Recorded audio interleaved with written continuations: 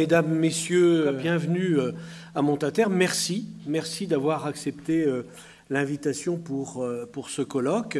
Un merci particulier, évidemment, à monsieur Marouane Mohamed, qui est sociologue, qui est chercheur au CNRS, qui travaille sur ces questions de RICS entre les jeunes, entre autres.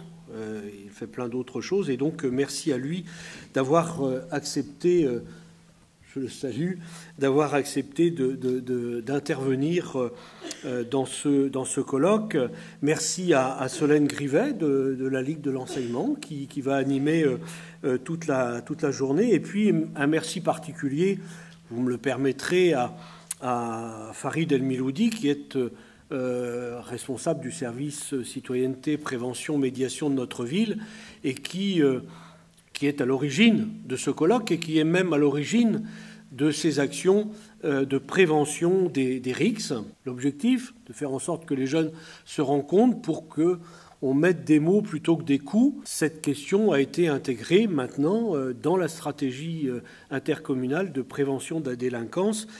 Tout ça pour vous dire que, effectivement, nous sommes dedans. Et par-dessus tout cela, monsieur le procureur vient de mettre en place, le procureur de la République de Senlis, un groupe local de traitement de la délinquance. Alors, c'est très particulier, mais un GLTD qui concerne les collèges et les lycées en particulier, puisque, malheureusement, nombre de RICS ont pu commencer effectivement à la porte d'établissements scolaires, mais pas seulement. Il y a aussi des RICS dans les quartiers.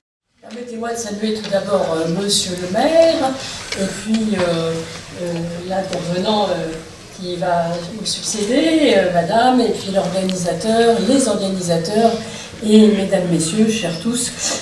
C'est un peu difficile de saluer individuellement, vous êtes nombreux, et ça fait plaisir de voir que ce colloque, cette conférence a du succès.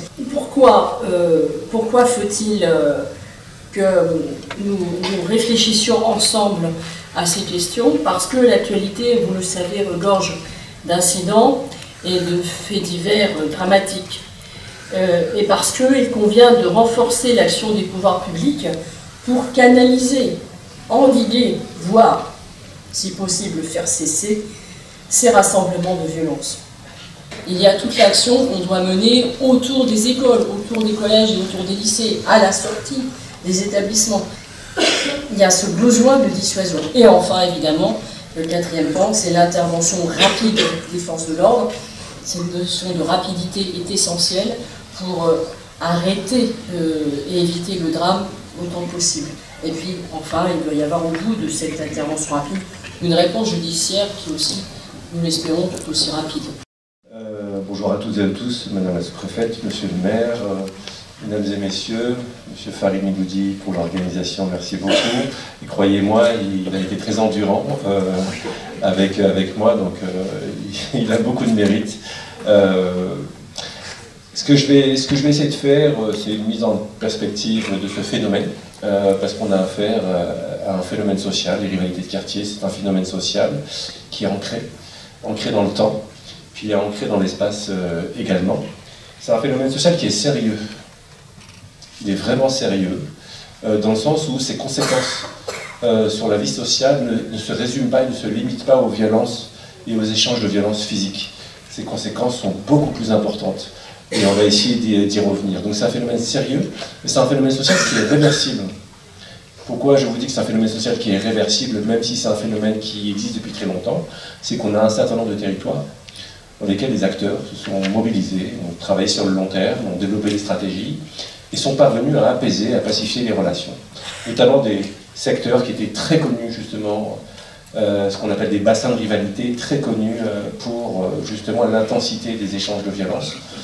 Je dis ça parce que l'ancienneté du phénomène rend parfois les gens un peu fatalistes. Et la difficulté à agir dessus rend parfois les gens un petit peu fatalistes, ce qui se comprend, ce qui s'explique. Mais j'aimerais bien que, à la sortie de cette journée-là, ou de cet échange-là, on puisse dépasser cette espèce de fatalisme. En tout cas, la preuve que cette journée, le fait que cette journée existe, est la preuve que Montaterre n'est pas une terre de fatalisme, sinon cette journée n'existerait pas, tout simplement. Donc, les rivalités de quartier, je ne parle pas de risque, mais je vais expliquer pourquoi. Les rivalités de quartier, c'est un phénomène de violence collective.